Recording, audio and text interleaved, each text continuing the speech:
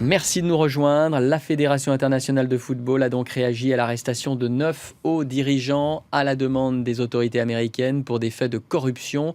Le directeur de la communication de la FIFA a notamment abordé, vous allez l'entendre, la question du congrès de vendredi qui doit élire le prochain président de la FIFA. On l'écoute. Il n'a jamais été question de repousser le Congrès et l'élection du président.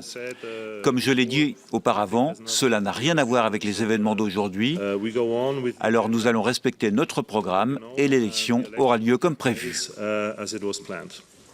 Voilà donc le congrès de la FIFA maintenu a priori vendredi. Florent Odo, que faut-il retenir d'autre de cette conférence de presse convoquée en urgence ? Tout à fait, c'est une opération déminage pour Walter De Gregorio. Le porte-parole de la FIFA a déclaré que l'enquête était une bonne chose pour la FIFA. Évidemment, d'extérieur, on peut en douter. Il a rappelé que l'instance internationale était à l'initiative de cette enquête. C'était le 18 novembre dernier. Principale déclaration, Sepp Blatter, vous l'avez dit, ne démissionnera pas avant le congrès de vendredi. Un congrès qui aura bien lieu. Sepp Blatter qui vise donc un 5e mandat consécutif. Le congrès est maintenu. Il y a un report qui avait été évoqué pendant un moment. C'est une possibilité qui a été finalement écartée. Les Coupes du Monde 2018 et 2022, éléments importants, seront bien maintenus aux dates prévues. Vous savez qu'il y avait un souci avec le Qatar, dont la Coupe du Monde pourrait peut-être se jouer en hiver. Et on pense évidemment au rapport Garcia qu'avait commandé la FIFA et qui n'a pas publié. Un rapport qui pointait des dysfonctionnements graves dans l'attribution de la Coupe du Monde au Qatar en 2022. On va écouter justement Walter De Gregorio sur cette question de l'attribution des Coupes du Monde au Qatar et en Russie.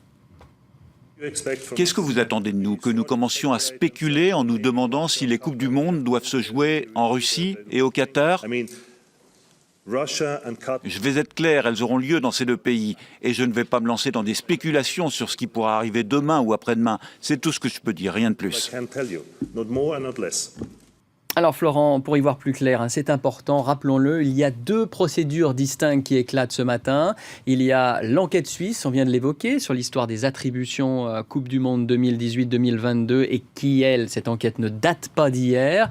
Et puis, il y a l'affaire de l'enquête américaine qui, éclate aujourd'hui. Ça concerne qui ? Voilà, l'enquête américaine, elle concerne plusieurs membres du comité exécutif de la FIFA. On va vous donner tout de suite les noms. Nous avons donc Jeffrey Webb, qui est donc président de la CONCACAF qui regroupe l'Amérique du Nord, l'Amérique centrale et les Caraïbes. Nous avons également Eugenio Figueiredo de l'Uruguay qui gère toute l'Amérique du Sud pour la FIFA. Ces 2 personnes sont membres du comité exécutif de la FIFA, sont donc des proches de Sepp Blatter et ils ont donc été inculpés par la justice américaine aujourd'hui pour corruption. Nous avons également Jack Warner qui est de Trinidad et Tobago et qui lui a déjà été impliqué dans d'autres affaires. Vous avez raison de le rappeler, une affaire en Suisse, une affaire aux États-Unis. Pour l'instant, les 2 ne sont pas liés.